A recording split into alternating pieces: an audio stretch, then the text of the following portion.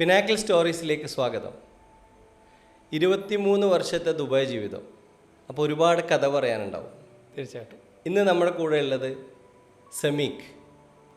സമീഖിനെ കുറിച്ച് പറയുമ്പോൾ മികച്ചൊരു അധ്യാപകൻ, moral education school principal, wealth coach, triathlonist, India book of record holder and ironman title holder, അതിലുപരി മികച്ചൊരു ഓൺട്രപ്രണറും കൂടിയാണ്. സമീഖ്, എന്തൊക്കെയുണ്ട് വിശേഷം? സുഖം. എനിക്ക് നിങ്ങളുടെ പ്രൊഫൈൽ കണ്ടപ്പോൾ കൂടുതൽ ചോദിക്കാൻ തോന്നുന്നത് നിങ്ങളുടെ അധ്യാപക ജീവിതത്തെക്കുറിച്ചിട്ടാണ്. ഒരു മികച്ച അധ്യാപകൻ എങ്ങനെയുള്ള ഒരാളായിരിക്കണം? Thank you Basheer. സത്യത്തിൽ ഒരു മികച്ച അധ്യാപകൻ എങ്ങനെയാണെന്ന് ചോദിച്ചാൽ ഇത് ഓരോ അധ്യാപകരും അവരവരോട് തന്നെ ചോദിക്കേണ്ട ഒരു ചോദ്യം തന്നെയാണ്. പല അധ്യാപകരുടെയും ഗുണവും ദോഷവും, പിന്നെ അതല്ലെങ്കിൽ പല അധ്യാപകരുടെയും ഒരു ക്വാളിറ്റി എന്ന് പറയുന്നത് അവർ കുട്ടികളായിട്ട് ഇടപെടാറുണ്ടെന്നുള്ളതാണ്. എന്നാൽ ബഹുഭൂരിപക്ഷം വരുന്ന അധ്യാപകർക്കും അങ്ങനെ കുട്ടികളായിട്ടൊരു ഇടപെടൽ നടക്കാൻ സാധിക്കാറില്ല എന്നുള്ളതാണ്.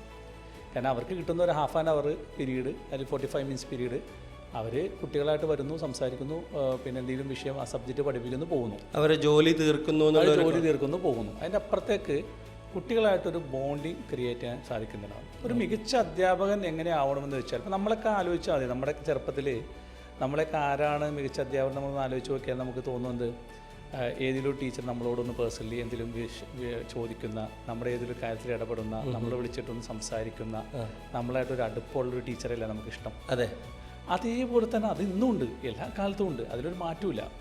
അപ്പോൾ ഒരു നല്ലൊരു അധ്യാപകൻ എപ്പോഴും എങ്ങനെയായിരിക്കണം എന്ന് ചോദിച്ചാൽ, ഞാൻ ഈ അടുത്തിടെ എനിക്കൊരു എക്സ്പീരിയൻസ് ഉണ്ടായിരുന്നു. അതായത് നമ്മുടെ ഈ പറഞ്ഞ വീക്കെൻഡ് സ്കൂളിൽ, അതൊരു മോറൽ എഡ്യൂക്കേഷൻ സ്കൂളാണ്. അപ്പോൾ ഞാൻ അവർക്കൊരു പീരീഡ് പബ്ലിക് സ്പീക്കിംഗ് പീരീഡ് ഉണ്ട്. ഓക്കെ. അപ്പോൾ അതിലൊരു ദിവസത്തെ സബ്ജക്റ്റ് ഞാൻ കൊടുത്തത് പിന്നെ നിങ്ങളുടെ ഏതെങ്കിലും ഒരു എക്സ്പീരിയൻസ്, മികച്ച ഏതൊരു അധ്യാപകനായിട്ടുള്ള മികച്ച ഒരു മെമ്മറബിൾ ആയിട്ടുള്ള ഒരു എക്സ്പീരിയൻസ് നിങ്ങൾ ഷെയർ ചെയ്യുക, അവരുടെ ലൈഫിൽ കോൺട്രിബ്യൂട്ട് ചെയ്ത ഒരു സംഭവം കൊടുക്കാമെന്നാണ് പറഞ്ഞത്. അപ്പോൾ ഒരാഴ്ച സമയം കൊടുത്തു, പ്രിപ്പയർ ചെയ്തിട്ട് വരാൻ പറഞ്ഞു. അതിൽ ഒരു 4-5 കുട്ടികൾക്കാണ് അത് പ്രിപ്പയർ ചെയ്തിട്ട് വരാൻ പറ്റിയിട്ടുള്ളൂ എന്നുള്ളതാണ്.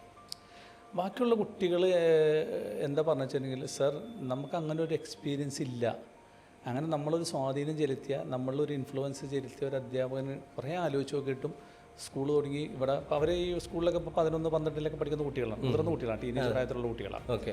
അപ്പോൾ അത്തരത്തിൽ എത്തിയിട്ടുള്ള കുട്ടികൾക്ക് ഉൾപ്പെടെ ഒരു എക്സ്പീരിയൻസ് ഒരു അധ്യാപകന് ഇല്ല എന്നുള്ളതാണ്.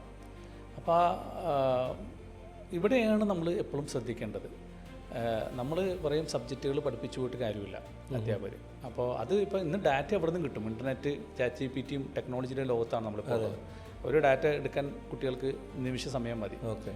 പക്ഷേ അധ്യാപകരുടെ ഇടപെടൽ, അവരായിട്ടൊരു 5 മിനിറ്റെങ്കിലും കുട്ടികളായിട്ട് മാസത്തിലൊരിക്കലെങ്കിലും 5 മിനിറ്റ് അവരായിട്ട് പേഴ്സണലി സംസാരിക്കാനും ഇടപെടാനും, അവരിലൊരു സ്വാധീനം ഉണ്ടാക്കാനും, അവരൊരു നേച്ചറിലൊരു മാറ്റം ഉണ്ടാക്കാനും, അവരൊരു ഫോക്കസ്, ഒരു ഡയറക്ഷൻ നമുക്ക് ബിൽഡ് ചെയ്ത് കൊടുക്കാനും നമുക്ക് പറ്റുന്നുണ്ടെങ്കിൽ അവർ തന്നെയാണ് മികച്ച അധ്യാപകർ. അതുതന്നെയാണ് നമ്മുടെ ഒരു എക്സ്പീരിയൻസ്. ഒരു പേഴ്സണൽ അറ്റൻഷൻ കൊടുക്കുക എന്നുള്ളത് വലിയൊരു സ്വാധീനം കുട്ടികളിൽ ഉണ്ടാകും. തീർച്ചയായിട്ടും. കാരണം കുട്ടികൾ പല കൈൻഡ് ഓഫ് കുട്ടികളാണ്, പല നോളജ് ഉള്ളവരാണ്, പല സ്കില്ലുള്ളവരാണ്, അതുപോലെ തന്നെ പല കുടുംബത്തിൽ നിന്ന് വരുന്നവരാണ്, പല പാരൻസ് ഗൈഡ് ചെയ്ത് വന്നവരാണ്. പക്ഷേ എല്ലാ കുട്ടികളിലും ഒരു നല്ലൊരു അധ്യാപകൻ്റെ തീർച്ചയായിട്ടും സ്വാധീനം ഉണ്ടാക്കാൻ പറ്റും. അപ്പോൾ നമ്മുടെ സിസ്റ്ററൊക്കെ പഠിച്ചാൽ നമുക്ക് അങ്ങനെ തന്നെ, നമ്മൾ ഓരോരുത്തരും നമ്മൾ ചിലപ്പോൾ ആലോചിച്ച് നോക്കിയാൽ നമുക്ക് ഏറ്റവും ഫേവറേറ്റായിട്ടുള്ള 1, 2, 3 അധ്യാപകരുണ്ടാവും. ആ അധ്യാപകരെ നിങ്ങൾ ആലോചിച്ച് ആ അധ്യാപകരുടെ സബ്ജക്റ്റ് നിങ്ങൾക്ക് ഇഷ്ടമായിരിക്കും. അതെന്തുകൊണ്ടാണ്? ആ അധ്യാപകരോട് ഇഷ്ടമുണ്ടായതുകൊണ്ടാണ്. അപ്പോൾ ഇത് ശരിക്കും ഒരു മികച്ച അധ്യാപനം വെച്ചിട്ടുണ്ടെങ്കിൽ കുട്ടികളായിട്ടൊരു പേഴ്സണൽ ബന്ധം ബിൽഡ് ചെയ്യുന്ന ബോണി. അപ്പോൾ ഞാൻ നേരത്തെ പറഞ്ഞ ആ കേസിൽ 2 കുട്ടികളാണ്, 2 കുട്ടികൾക്ക് അങ്ങനത്തെ ഒരു പോസിറ്റീവ് എക്സ്പീരിയൻസ് ഉള്ളൂ 20 കുട്ടികളിൽ. ഓക്കെ. അതും സ്കൂളിലെ ടീച്ചേഴ്സല്ല, അതും അവരുടെ ട്യൂഷൻ ടീച്ചേഴ്സാണ്. അപ്പോൾ അതൊന്ന് ആലോചിച്ച് നോക്കി.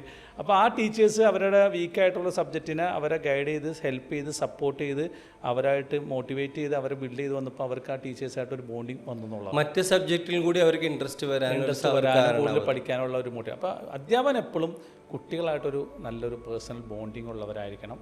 അങ്ങനെയുള്ളവരെ ഈ അധ്യാപക പണിക്ക് പോകാൻ പാടുള്ളൂ എന്നും കൂടി റിക്വസ്റ്റ് ചെയ്തിട്ടുണ്ടെന്നുള്ളതാണ്. ഓക്കെ.